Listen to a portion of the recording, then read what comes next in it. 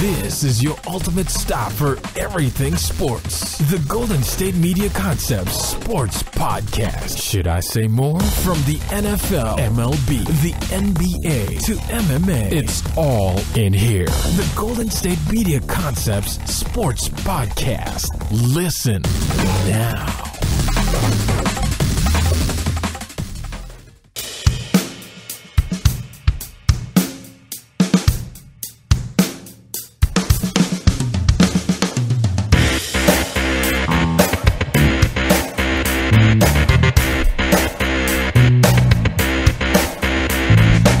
Thank you for listening to the GSMC Sports Podcast, where we discuss all the news in the world of sports. My name is Ben. And I'm Pauline. Back here on a Monday. Good weekend, Pauline? Good weekend. Anything interesting? Anything fun? Well, my little brother came home from Cal Poly for spring break on Thursday, so we went to the high school championship game.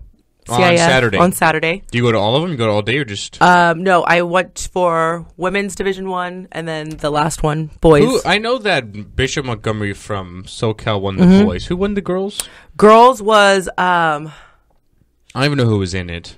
No, it was actually a really good game because it was really close. And Archbishop and from San Jose. Okay. And Clovis West as well. And it was actually a really good game. Clovis West came back to defeat Archbishop, and Archbishop was like winning a good part of that game, especially towards the end. And Clovis, they just stuck it out, but they capitalized on a lot of Archbishop's mistakes. Like, they really stuck with it and fought through it. So it was a pretty fun game. I enjoyed it. I really wanted to go. Yeah, it was right here at the Golden One. Right. It was basically an all-day event. They have 5-6 divisions, but I was at work, so I couldn't get it off. But yeah, I really wanted to go. I really do enjoy the prep basketball playoffs. It was a lot of fun. I was covering a lot of it for a local newspaper here. Oh, right. So I would have loved to have seen a lot of the games, but unfortunately, and Wood Creek, they lost boys basketball. 7. Yeah, their local team right up the street. So that's one of the reasons. That's actually the reason why I went, was we got invited by a young man who plays for them. So that's what we did. So it was a fun weekend. Definitely good. Basketball, lots of Unfortunately, basketball. a lot of the teams from Southern California dominate a lot of that stuff. It is what it is. But anyways, we're going to talk a lot about basketball here. We have obviously a Final Four set on the men's side. The rest of the Final Four will be set on the women's side tonight. See if UConn can get there. They're playing number 10, Oregon. So, I mean, hey, don't get me wrong. Anything can happen in one game, but True.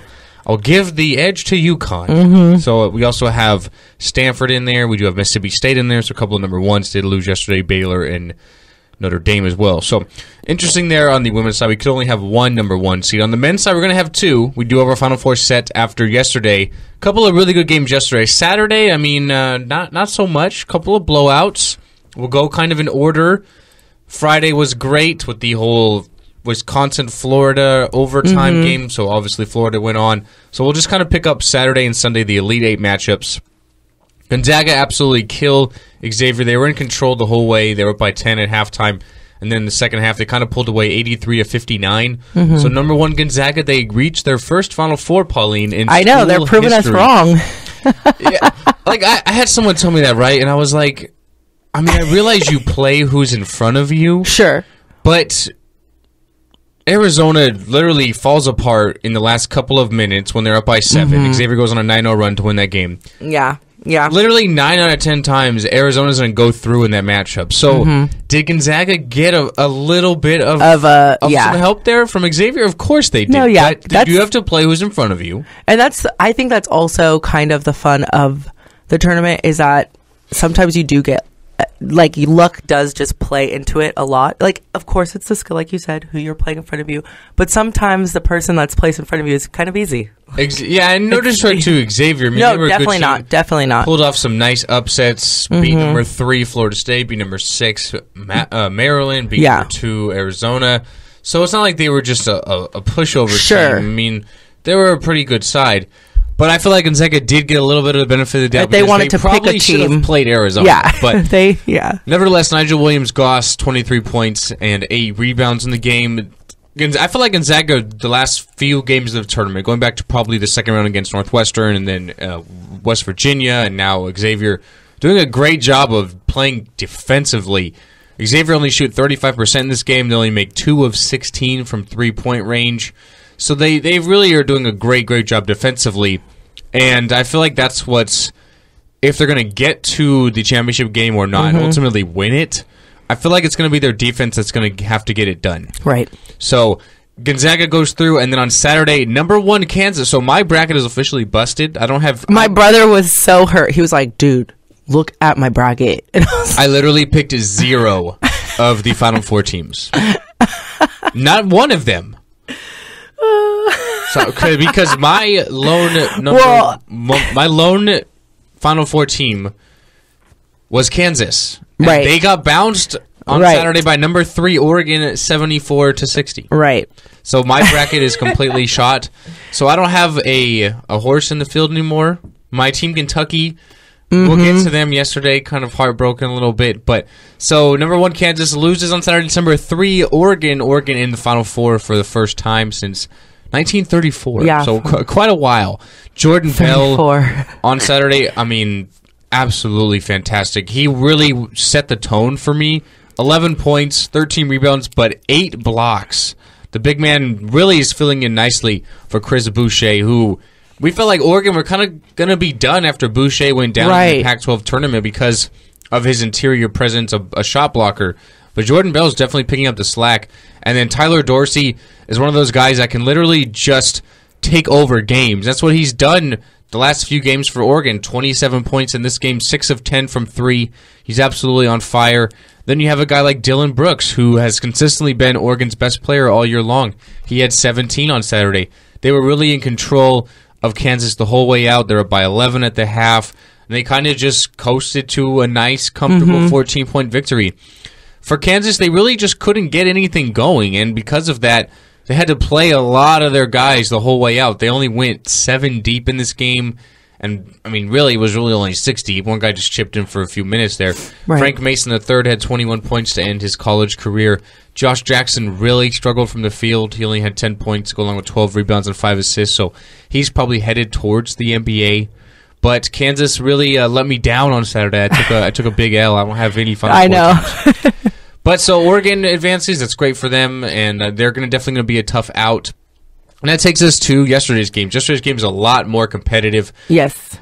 The SEC this year in college basketball was not the greatest conference. They only had, I think, 4 tournament teams. But yet they had 3 in the Elite 8. And we had an Elite 8 matchup between number 4 Florida after their great game-winning shot against number 8 Wisconsin in the Sweet 16. Yes. Against number 7 South Carolina after they literally ran right through number 3 Baylor. And South Carolina did it again. They are literally the Cinderella story of the tournament. Right. The number 7 seed South Carolina Gamecocks. It was their first ever trip to the Elite 8. They got past Florida. Now their first ever trip to the Final Four with a 77-70 victory over their SEC foe, Florida. Right. Even better. I mean, it was. They definitely know each other. I mean, they play each other twice in the regular season. Right. Sindarius Thornwell, great game, 26 points yesterday to go along with 7 rebounds. He's one of those like senior leaders that if you're going to make it deeper in the tournament, you need to have because they're instant offense and they're just really, really those guys that can take over the game. And that's kind of what happened yesterday. 8 of 13 from the field, 9 of 10 from the free throw line, so he shot really good. Silva as well chipped in with 13 points and 9 rebounds. And really just an all-around effort on the defensive side for Frank Martin and company for South Carolina. And they just basically chip along, and they go on to beat Florida 77-70. So now when you look at the Final Four, we still have to get to Kentucky and North Carolina from yesterday, which was a great game. But you're going to have number 1 Gonzaga against number 7 South Carolina. Hey. But if I'm South Carolina at this point, I don't think they should have a healthy fear, sure, but they've been playing well, so I'm feeling confident. Like, I'm thinking, okay, North Carolina, and sometimes when you have certain matchups, I can understand if you're feeling kind of like, oh, this is going to be a doozy, like this is going to be hard, we're going to have to fight hard, and the odds are stacked up 100% against us and things like that. But then in this case with South Carolina, looking at that matchup, they've steadily, been chipping away. So what's to hold them back now? They've been doing great in the second half. Another second half comeback yesterday. They're down by 7 at the half. But for me, against Gonzaga, they're going to have to get off to a fast start because Gonzaga are kind of the same team as South Carolina in my eyes from this perspective because they have those senior experienced leaders. Karnowski, Nigel Williams-Goss. It's not like they're playing with a lot of young kids. Sure. You know what I mean? Yeah. They're really experienced and really well coached by Mark Few as well. So they're going to have to get off to a quick start. I don't see them coming from behind against a team like Gonzaga. Okay, yeah. So I think South Carolina's going to have to get off to a fast start on Saturday. But you know what? I think two things. Number one, Gonzaga has all the pressure on them because they are the number 1 seed. Mm-hmm. And South Carolina are the number 7 seed, never been here before. They're playing on house money. No one really expects them to win much. Right. So they're kind of playing loose and free, and it's going to be Gonzaga who are playing with all the pressure on them because they should go by a number 7 seed in South Carolina. Right. So they're going to have a lot of the pressure on them. And then that gets us to our last matchup from yesterday. Number 1 at North Carolina against number 2 Kentucky. It was a great game that went all the way down to the wire. Literally. North Carolina, literally. North Carolina wins 75-73. Malik Monk hits a 3-pointer for Kentucky with 7 seconds left to tie the game. And then Luke May, a former walk-on at North Carolina, hits the game winner with 0.3 of a second left from just inside the 3-point line. Absolutely fantastic. Luke May, he had a great weekend. He had a career-high 17 points last night, including the game winner. And then against Butler, he had a career-high 16. So literally sets his career high in back-to-back games. Yes. Played 20 minutes, had 17 points. It was a great game. Kentucky kind of let it get away from them. They're up by 5 with a couple minutes left. Then they went on a real drought. North Carolina went on a 10-0 run at one point. Kentucky slowly chipped it back. Monk hits an absolutely absurd 3-pointer there to tie the game. And then North Carolina did not call timeout with 7 seconds left, which Roy Williams says he's not a big fan of calling a timeout. Likes to he really told his players just to go, and they got off the shot. And, I mean, May just hit a good shot, honestly. Yeah. So it was a great matchup there. Feel kind of bad for some of the guys from Kentucky because they really played well on Friday against UCLA. Everyone was looking forward to that matchup. Yes. And really, De'Aaron Fox kind of lit up Lonzo Ball on Friday. Fox had 39 points. He had 13 yesterday. Didn't really shoot too well, only 5 of 14. But he kind of lit up the potential and probable number 1 pick in the NBA draft. And Fox, he's going to go to the league as well. He's going to be probably a top 5, top 10 pick. But Kentucky do fall short yet again. John Calipari just slowly and just mightily gets edged out by Luke May, of all people. I mean, you would have thought it would have been someone like maybe Justin Jackson. He had a chance to kind of ice the game at the free throw line late, which led to Malik Monk's 3 because he did miss that shot. But it was a great game. This is kind of what the tournament's made of. So you have North Carolina advancing to their 2nd consecutive Final Four. Last year, it was heartbreak because they lost literally at the buzzer to Villanova. But this year, they kind of turned it around and kind of pulled one up on Kentucky here. So now they advance on Saturday to face number 3 Oregon in our other national semifinal matchup. That ought to be literally a great game. I think this will probably be the better of the 2 games. And who you got? Who you got? Now... I'm going to go with Oregon. Really? Okay. I'm going to go with Oregon. I mean, they're playing really hot. Dorsey's playing fantastic. I mean, North Carolina is the best team, and they should go through, but I realize me saying that's probably going to kill them because I kill everything. And now I was just going to say, now that we've both said something different, now we'll So see, what you're telling me is the winner of Gonzaga and South Carolina is going to win the national championship because you're killing Oregon off, and I'm killing North Carolina off, and they're playing each other. So it just might be... I don't want to say it because I literally jinx every team. I want to you're a little bit better than me. Like, I'm literally... I jinx everything. The Reaper. 0 Final Four teams. I at least usually get 1. Yeah. I really want to pick South Carolina because that's how... that's why I'm saying don't say it. Stop there because I want them to win too. I'm not going to because I don't think they're going to win, but I'm rooting for them. The underdog... I mean, we have 2 number 1s, we have a 3, and we have a 7. No, It doesn't happen very often. So I'm rooting for South Carolina. I want to see them get it done against Gonzaga, who've been literally the most consistent team all year long, only lost one game. It's going to be really, really tough. And they're riding a lot of momentum right now. Yes. And they're not going to play for another week. So momentum could get stopped. But I'll go with North Carolina and Gonzaga, and I'll say North Carolina. I think they're the better team. So we'll have to wait and see. Anyways, we'll take our first break of the show. After the break, we're going to talk about the NBA. Devin Booker on Friday scored 70 points. Yes, wild. 70 points against the Celtics, but yet they still lost. Hey, talk about that. There's a little fun in that and little things. You know what? Congrats to Devin Booker, but I was not happy with it, and I'll tell you why. Oh, okay. And then yesterday, a matchup of the potential top 2 MVP candidates, and yesterday this showed me why it's not even a race. And I'll tell you why. All after the break Ben. at the GSMC GSMC Sports Podcast. Yes. Tired of searching the vast jungle of podcasts? Now listen close and hear this out. There's a podcast network that covers just about everything that you've been searching. The Golden State Media Concepts Podcast Network is here.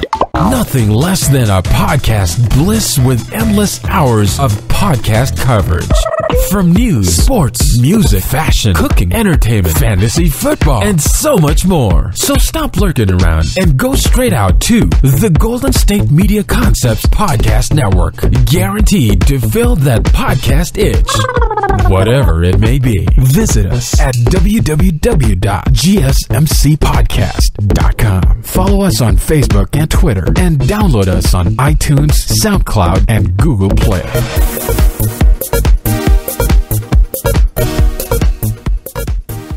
Welcome back into the GSMC Sports Podcast. Indiana have a new head coach, and honestly, it's not who I thought it would be. I figured Steve Alford was for sure going back home to Indiana, but they are going with Archie Miller, the former coach from Dayton.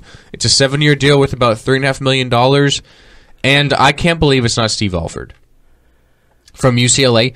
I figured going back home to Indiana. Right. Lonzo Ball is leaving, literally declares for the draft like Not the final even. buzzer hit 0, and he's like, yeah, see, No. I'm going to the league. I mean, right away, the game ended, and my phone Literally tells me announced he's going to the NBA. I'm like, before, the yes. game hasn't even ended for 5 minutes. I'm like, dude. So, like, Lonzo's leaving. TJ Leaf is probably going to be a lottery pick, so he's gone. Son Bryce is graduating. Isaac Hamilton's graduating. His best team he's probably going to have his whole time there. UCLA is gone. Literally, he was looking at getting fired last year. Took away his bonus. Had a bounce-back year. I figured he'd be like, see ya. Right. But they're Like going with out. Archie Miller from Dayton. Nevertheless, I mean, hopefully it's a good move. Indiana's definitely an elite coaching job, so have to see how it goes. But moving on, talk about some pro basketball now. So on Friday night, you're going to watch a lot of college basketball, the Elite Eight matchups, but no one probably saw this unless they saw it on their phone or on Twitter or something, because I didn't even watch the game, because you wouldn't watch the Celtics versus the Suns. Right, no, I mean, yeah. honestly, who in their right mind would want to watch that? I saw on Twitter. Yeah. Unless you're a fan of the teams, you wouldn't watch that. Okay, so Celtics versus Suns. Right. Celtics win 130 to 120. You're like, okay, the Celtics won by 10. That's Cool, a great game. yeah. High-scoring game. But the story of the game, Devin Booker shoots 21 of 40, 24 of 26 from the free throw line. Crazy that he did that. Yeah, scores that's crazy. 70 points. 7-0. I realized on my phone, and I was like, wait, what? No, I was, what was I doing? I forget where my brother and I were. Oh, we were at my nephew's basketball game on Friday night, and I just was scrolling on my Twitter feed, and I saw that, and I was like, dude. I looked at him, and I was like, dude, Booker had 70 points. And he's like, what? And so I was like, no, literally. I was like, look on your phone right now. And he's like, this is insane. Like, I was like, dude, yes, like 70 points himself. Right. Himself. And while you're just looking at that, like, oh my God, he like really lit it up. Yeah, he did shot 21 of 40, so he shot over 50%, just barely. Right. 4 of 11 from 3. He had 8 rebounds, even 6 assists. So He was doing a lot that day. here's my problem with it, okay? The Suns were down the whole entire game, lost by 10. They were down by 17 going to the fourth quarter, so the game was kind of over. Sure. What they did, they honestly were helping Devin Booker score the ball. This literally reminded me of Kobe Bryant's last game. Okay, 'cause here's what I mean. Okay, yeah. The Suns were fouling the Celtics intentionally and calling timeouts when they were down big to give Devin Booker the ball more and to stop the clock. Yeah, I see what you're saying. I mean, I realize you have nothing to play for because you're 22-51 and you're tanking because you have the youngest starting lineup in the history of the NBA. Right. Literally, your starting five is younger than some of these teams in college right now. I'm serious. Like, no, this happened against I forget who they played on. It's funny when you think Thursday. that, though. When Anthony say and I it. talked about it on Friday. They're literally tanking, so it's like, we already lost the game. Let's help Devin get as many points as he can now. And don't get me wrong, Devin Booker is a fantastic player. Sure. He's only 20 years old. The sky's the limit for this kid. He was already lighting it up even before. It's not like he was averaging 5 points a game. Right, exactly. All of a sudden scored 70. We're not, yeah. He's having a fantastic year, even though he did score 70. He's averaging 21 points, 3 rebounds, 3 assists. He's been a really, really good player coming out of Kentucky. So it's not like he's just coming out of nowhere with 70, but they're helping him get more and more. And then Jay Crowder of the Celtics kind of threw. I feel like maybe he was a little salty here because everyone is super excited about the 70 points, and then they basically copied a Wilt Chamberlain-esque photo, holding 70 on a paper, and they put it on Instagram. And then with Jay the whole Crowder squad. And then Jay Crowder answers back on Instagram. I've never seen so many people so excited about taking a loss. But I'm and I saw that, and I was and I did dismiss it as, all right, salt, so much shade. Because Jay Crowder's never going to score 70 points. He had 13, don't get me wrong, good game, but... Sure, but I'm okay, they lost. That's fine. But then I also looked at it as, that's your teammate. So we're going to be happy in our teammate's accomplishment as well. We lost as far as the end result was a loss, but this is a big moment for you and in your career. And one, I'm just happy to be a part of it. And two, it's not many people can say that 70 points in a game. Right. There was a time when 70 points. LeBron's career high is 62. Yeah. Melo's is 61. So he's literally got more points than both. Obviously, I'm not saying he's going to be better than him, but sure. The youngest player to score 70 points, only 11 players have done at least 70 points. So hey, that's what I'm saying. You're in a, and I feel like you're not going to see a higher point total for literally right. And there was a time lately, especially lately, it's nothing to see a game with a score of a final score 80 plus, but it's at one time scoring 70 plus as a whole team was a lot, and now this kid's doing it on his own. So right, it was a good performance. Yeah, don't take away. He kind of got on fire early, started making some shots, got fouled a lot, makes his free throws, and then they kind of were hey, let's help Devin get as many points as we can because we already lost. Right. Yeah, so that's fine. I kind of had a problem with it in that regard. Right. But still, I can see what you're saying. Congrats to Booker on 70 points. I was really, really shocked when I read that on Friday. Yeah. And then yesterday we had a matchup of the probably top 2 MVP vote getters at the end of the season. The Rockets versus the Thunder. The Rockets win 137-125. They had 113 points at the end of the third quarter, did the Rockets. That's and wild. You know what, Pauline? This, to me, proves why James Harden is the MVP and not Russell Westbrook. Take it away, Ben. Okay, Russ had a triple-double yesterday. Yes. It snaps an 11-game triple-double winning streak, I guess you can say. Right. So when Russ gets triple-double, they had won 11 straight games. But not yesterday. He had 39 points to go along with 13 assists and 11 boards. He shot 3 of 9 from 3. So yet again, he's reverting back to his... He should average 2 with 3-pointers a game, and he averages 8. Yeah. Okay, stop shooting threes, Russ. I love you, but you're not a 3-point shooter. Okay. Also shot 13 of 24, so not bad. Shot over 50%, but the Rockets are 3-1 this season against the Thunder. So James Harden's winning the head-to-head matchups. Right. Their team is better, 51-22 to 41-31. And Harden himself had a much better game in my eyes. He never triple-double. 22 points, 12 assists, 5 boards. Okay. The team is just better. He's on a better team. He is on a better team. I think this is why overall, he's the MVP. Yeah. Overall, he is on a better team.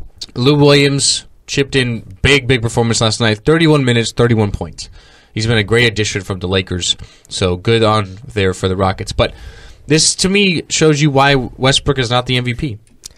Honestly, at this point, I'm at a point with Russell where I just want him to win personal records. I think you have to. I think that's where I'm at. I think if he does not win the MVP, I think you honestly have to look at the true value of a triple-double because he's going to average it.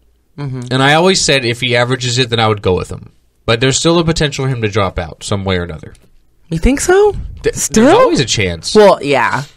But the probability of that chance coming true. Right, not very high. Yeah. So, Oscar Robertson averaged triple-double. Yeah. He was third in the MVP voting that year. Yeah. Russell Westbrook could average a triple-double and not win it. So if that's the case, then you really have to look at what is the value of a triple-double in the NBA. Because what more do you have to do? Something that only 2 guys will have accomplished ever got done in a season, and they didn't win the MVP. Yeah. So you have to look at what's that true value of it. And you can't say it's really high if that's going to be the case. Right. So it's not, yeah. It'll be interesting to look at, but I'm going with Harden, and yesterday proved why. I mean, they're 3-1 head-to-head is James Harden over Russell Westbrook. That's definitely going to go heavy on his favor. He's having a better year. You would kind of expected this from Westbrook. He's shooting a really, really low percentage. Leads the league in turnovers. Harden second, but, hey, that's all right. Right. He's not first. Yeah. I'll go with Harden. You know what I mean? I have to. But you've been pretty steady with Harden. I have all year long. And to be honest, the real MVP is LeBron. Don't get me wrong. But with how they're playing in March, 5-7, not doing too well, that train's kind of slowed down a little bit, and he's not going to win it anyway. It's going to be one of these 2 guys. But so we'll have to wait and see. But yesterday showed why, in my eyes, James Harden is the MVP. We'll take our last break of the show. After the break, we're going to say goodbye to the Oakland Raiders. And hello, Vegas. Yes, the NFL voters will vote today at about 11 Pacific time, 2 Eastern, and it's really not even going to be a vote. It's a sure thing. I'll tell you why after the break of the GSMC Sports Podcast. Tired of searching the vast jungle of podcasts? Now listen close and hear this out. There's a podcast network that covers just about everything that you've been searching. The Golden State Media Concepts Podcast Network is here. Nothing less than a podcast bliss with endless hours of podcast coverage.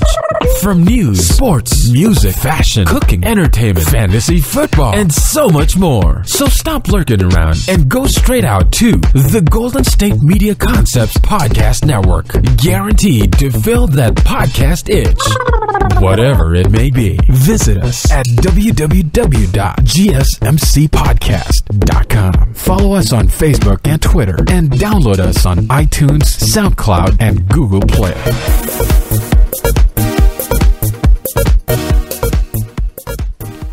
Today, the NFL owners will vote on a potential move to Las Vegas for the Oakland Raiders, and honestly, it's not going to be a vote. It's going to happen. It's a sure thing. Literally this weekend, Jerry Jones came out and backed the move. Robert Kraft has backed it. Roger Goodell, the NFL commissioner, sent a letter to the mayor of Oakland. And you want to know what I kind of will use as an analogy, Pauline? Because I think it's a perfect one. You know, like when you're at the door and someone rings the door and you're like, oh, God, who's this? Yeah. And you kind of look through the peephole. And you're like, oh, it's some guy trying to sell me something. Right. You enter the door and you're like, sorry, man, like I'm totally like not interested in whatever you have. And he's like, but wait, I can. And then you just kind of slam a door in his face or like, dude, I'm sorry. No. Like I'm out. Goodbye. My mom's not home. Sorry. This is literally the letter Goodell sent to the mayor of Oakland. It's like whatever you're trying to plan, like it's not going to happen. Like sorry to be the bearer of bad news, but see ya. Right. You know what I mean? Like it's it's gone because it's kind of been on a roller coaster, and I kind of feel bad for Oakland in that regard because it's like, we have a crappy arena, and then it's like, oh, they have a potential move, and then like, oh, Goldman Sachs and Sheldon Adelson back out, we have a chance here, and then it's like, oh, Bank of America step in, and like the deal's back on for the stadium, and it's like, oh crap. Yeah. You know what I mean? It's like, it has been.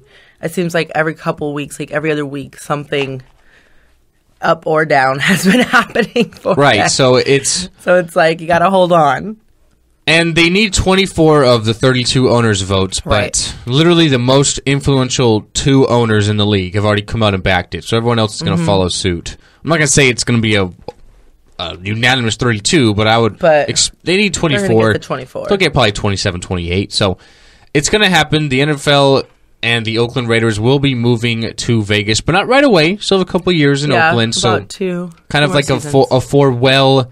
Goodbye, farewells. Maybe you'll have Marshawn Lynch there. I mean, that's still potential. So there's still potential for that. But so now, if the deal goes through, like it's probably going to be, you're going to have 3 NFL franchises move in the last year, basically. Yeah, it's been a lot of movement. The Rams moved from St. Louis to L.A. The Chargers moved from San Diego to L.A. And now you're going to have the Oakland Raiders move to Las Vegas in a couple of years once they built that stadium. So I think this is a fantastic move. Yeah, seriously. If you're thinking about it, let's now's the time to kind of start shifting. If people have been thinking about it, why not? I feel like I've said this all along. It's going to be perfect. It's not going to be 8 games. It's going to be 8 events because you're going to have 100,000 people. It's Vegas already, so people are already there like crazy. You have the Raiders. You have a following with Oakland. You have a following with L.A. Flights go to Vegas from the Bay Area and from Southern California literally like every 5 minutes. It's literally and it's like an hour 40-minute trip from LA. It's like an hour or 2 flight away at the most. It's an hour. So you're going to people are going to fly there. If the wind's going in your favor, 36 minutes. Right. People are going to be able to fly there like crazy. You can drive anyways. there. Like people drive. I went to school in Southern California and so many of my friends for no reason at all would be like, we're just going to drive to Vegas. Yeah. We're just going to go. So, I mean, you can literally be there before you even think about it. So it's not like we're moving from like Oakland to New Jersey where we can never see them again. It's not going to be the case. So if you have a following in California, you're going to be able to get to Nevada quite easily. That's number 1. Number 2, say we're like a fan of a random, like I'm a Green Bay fan, so I'm going to say Green Bay. Say we're from Milwaukee. Oh, the Packers are going to play in Vegas this year. Let's leave on a Thursday. Go down there Thursday, spend the day Thursday, Friday. Spend the day Friday, Saturday, watch a few shows. And come home. Watch the game Sunday, come home Monday. Yeah, no, that's have a guy's the best extended weekend ever. Have a guy's trip. Have a girl's trip. We're going. Have a girl's trip. Yeah. You know what I mean? Like, this is going to be perfect. There's only one. That's a lot of fun. There's only one thing I'm kind of hesitant on with the Las Vegas Raiders. Okay. And that's I don't want to say hometown, but a favorable, I don't know what the best way to say it is. I'll say this. I'll kind of compare it to this. How many true diehard Raider fans are you going to have in the stadium? Because I feel like that could really throw things off. It's like you're going to have 100,000 people. You're going to have like 50% of it Raiders and 50% of it the opposing team because we're all here to party and get like drunk for the weekend. You know what I mean? So I feel like that could kind of hurt them in an aspect because it's not like, oh, we have like a home field advantage. Like, you may not have that home field advantage because the crowd is so split. You know what I mean? So I think that could be the one. This is definitely a business move. Yeah, I can see because if anything, it would be really good for the city of Las Vegas. Because it'll bring people there because like summer is like the big time of Vegas. You know, that's when people are on spring break right now through summer vacation and things like that. Whereas like during football season, it's not as much. Well, I mean, Vegas never stopped, but you know what I mean? Like as far as I get what you're saying. A lot of people go during the warmer season, as far as the warmer months, because the pool parties, all that. So this would be really good for Vegas because like you said, some people are now going to make that trip for the football game who might not have intended on coming during winter time there to Vegas. So if anything, it would be really good for the city of Vegas. But I can see what you're saying as far as like tickets and as far as people actually in the stadium. If it's a big time visiting team, then yeah. But if it's just because, like you said, like if you're living in Milwaukee, living on the East Coast and your team is coming to play the Raiders, then yeah, let's make this a big huge random trip to go see the game. But as far as people in Raiders, but then again, Raiders fans are crazy. They go everywhere.